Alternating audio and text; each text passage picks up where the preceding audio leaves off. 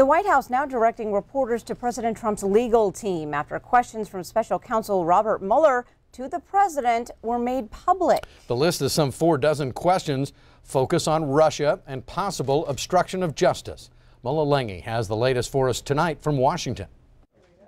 White House Press Secretary Sarah Huckabee Sanders repeatedly dodged questions about the leak of questions special counsel Robert Mueller likely wants President Trump to answer. I would refer you to the president's outside personal attorneys, Jay Sekulow and Rudy Giuliani. The list of more than 40 questions, first obtained by the New York Times, range from an examination of the firing of former FBI Director James Comey. When was the decision made? Who played a role?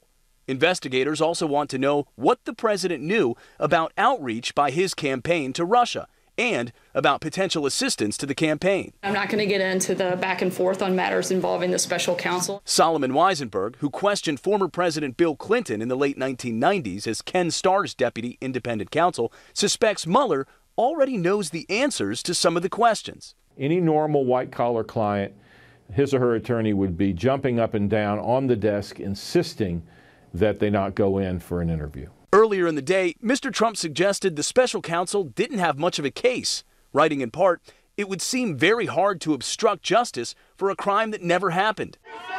Special counsel Mueller's team has already indicted or gotten guilty pleas from 19 people, including some of the president's former top advisors. Mola Lenghi, CBS News, Washington.